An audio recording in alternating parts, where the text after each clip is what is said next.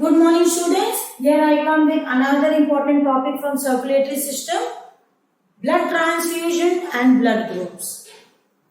What is blood transfusion? What is the need of blood transfusion? These are some of the topics that we are going to cover in this, under this topic. So beginning with what is transfusion? Transfusion is a transfer of blood from a healthy person to a patient. The healthy person who donates blood or gives blood is known as donor, and the person who receives the blood is known as recipient. So we have donor who donates blood, that is your healthy person,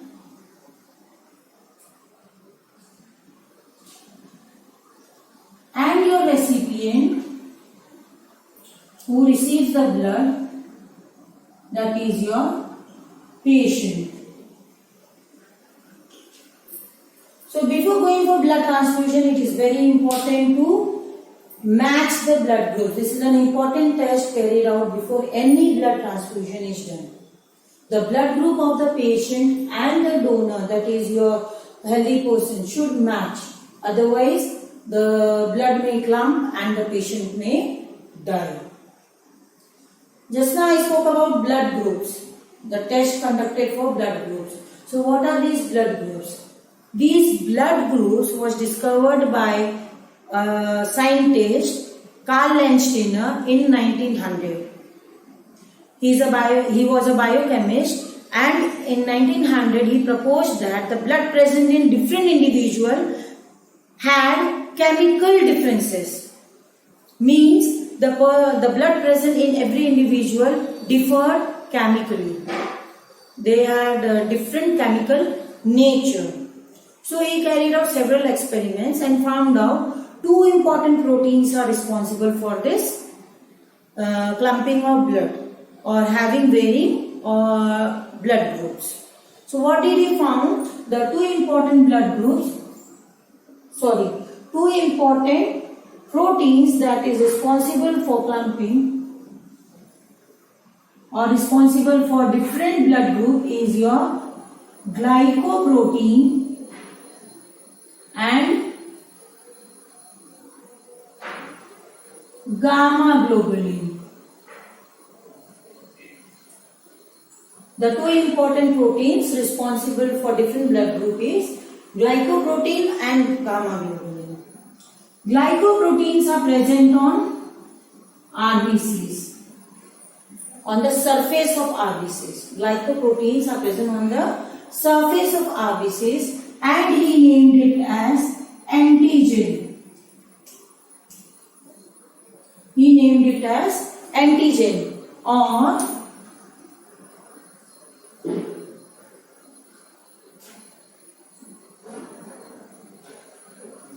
agglutinogen. He named antigen as agglutinogen. Same way gamma globulin is present in the plasma. Gamma globulin is present in the plasma, and he named it as antibody or agglutinin.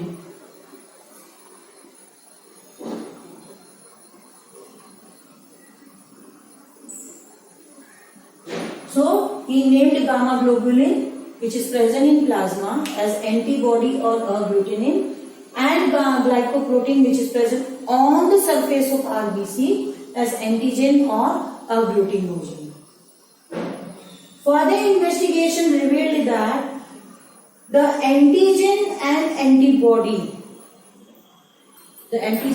antibody present in the blood should be compatible. Compatible in the sense, two types of antigen was discovered, that is your antigen A and antigen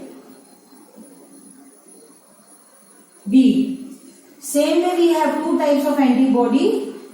Antibody A represented by small letter and antibody B. It is surprising to know that antigen A is compatible or matches with its complementary antibody, that is opposite antibody B. Antigen A if has antibody B means there is no clumping and the person is hale and hearty. Same thing happens with antigen B. Antigen B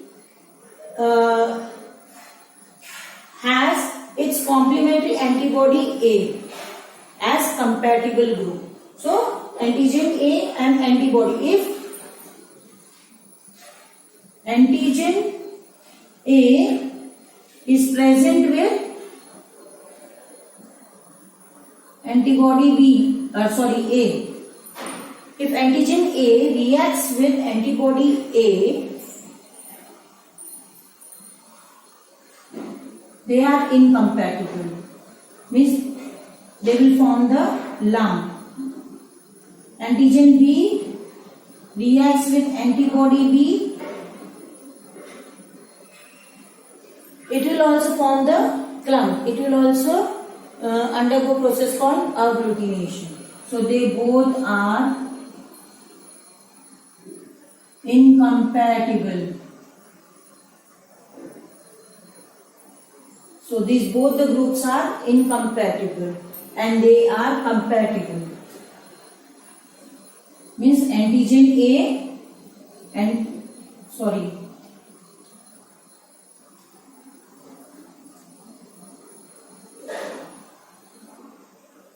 antigen A with antibody B and antigen B with antibody A. They both are compatible. They both are compatible.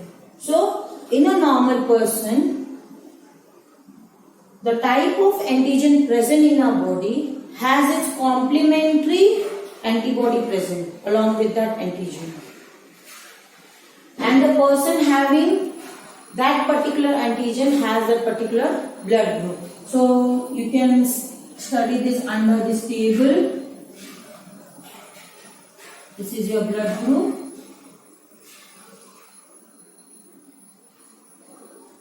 This is your blood group.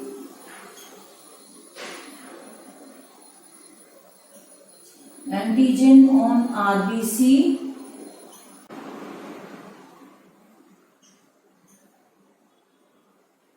Antibody in plasma.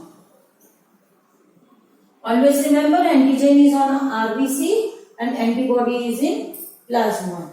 So, if you have blood group A, what does it mean? The antigen present on RBC is A and the antibody is anti-B.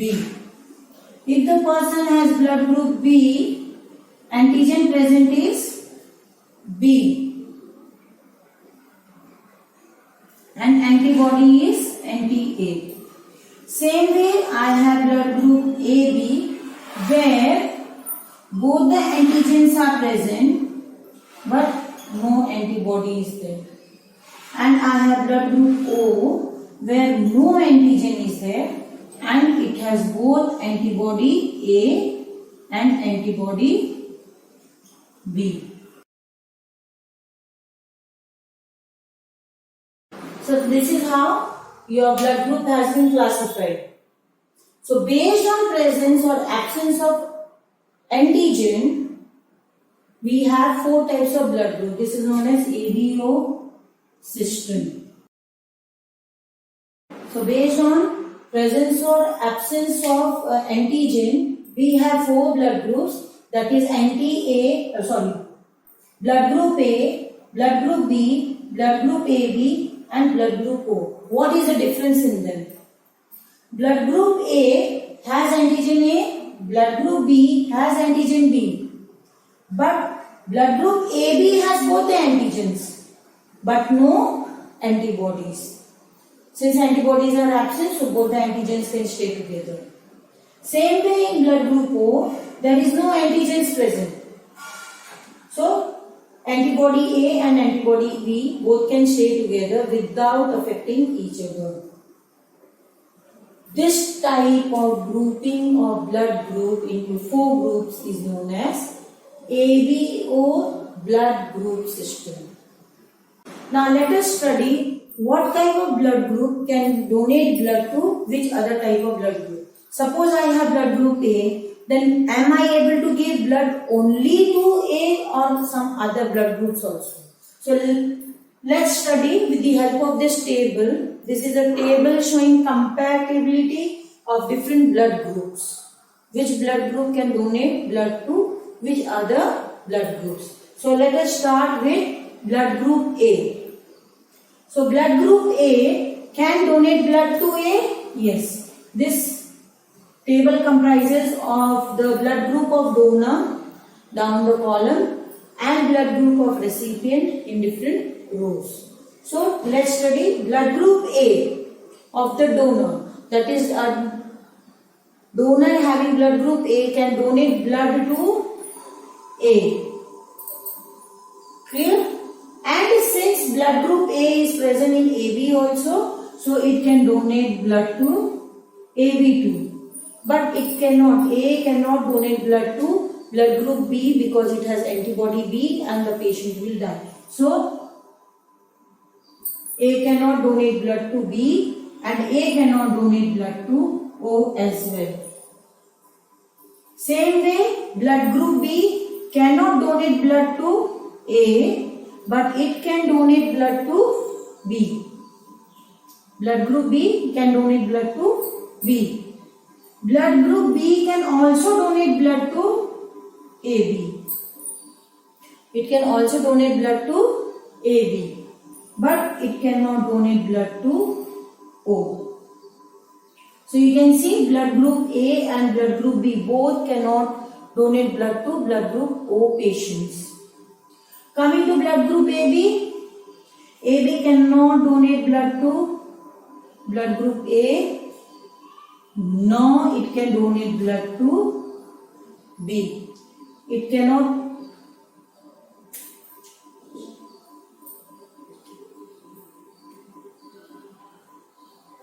It even cannot donate blood to O, because we have already seen O has both antibody and AB has both antigen. So definitely it's a great risk to transfer AB blood group to O.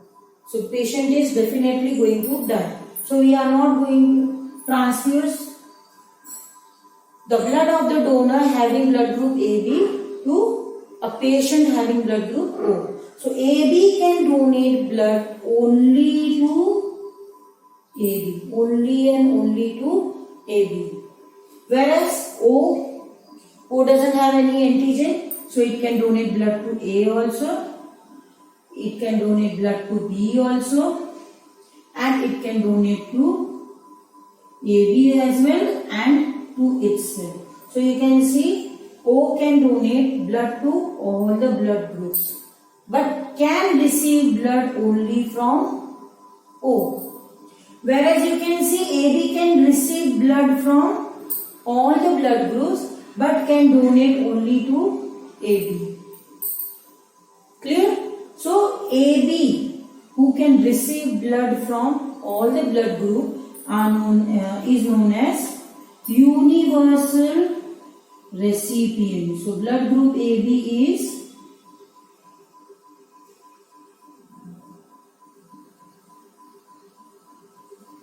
known as universal recipient. On the other hand, blood group O, who can donate blood to all the blood groups, are known as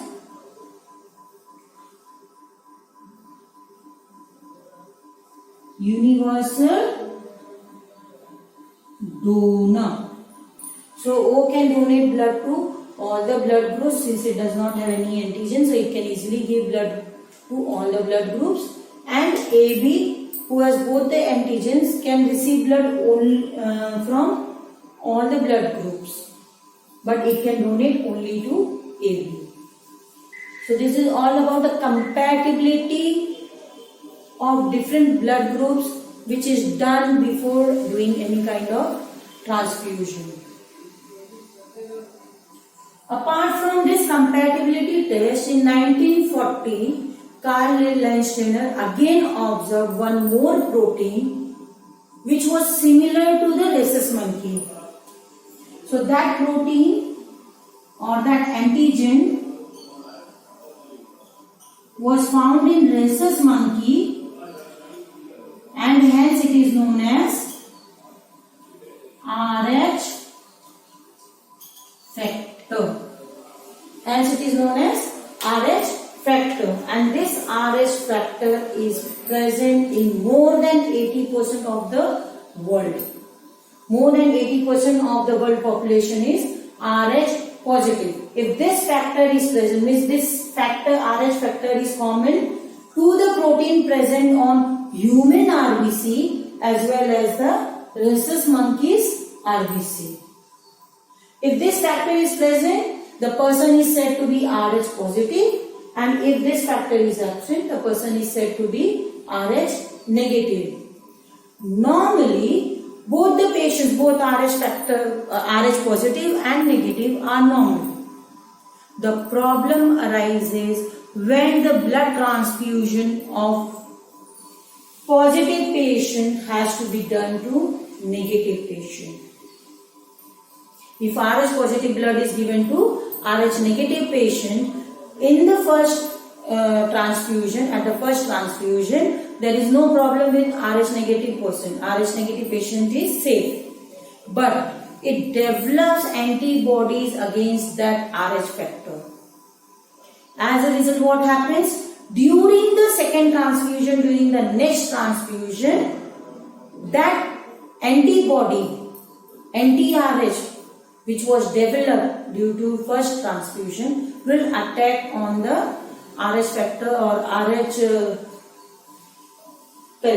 factor of the donor, and the patient may die. Another problem arises during pregnancy. If the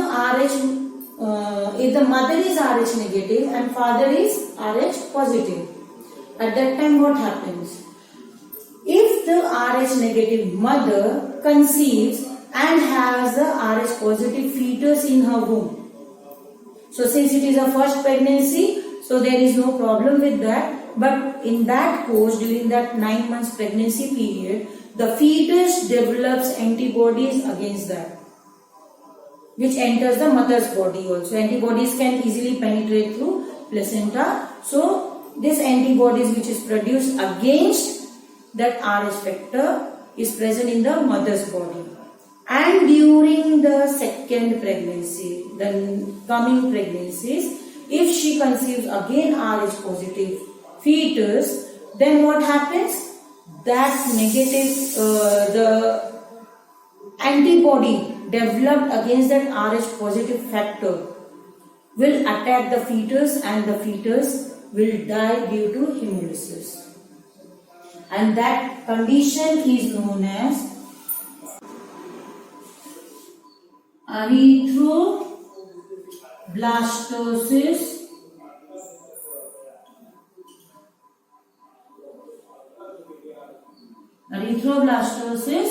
fetalis.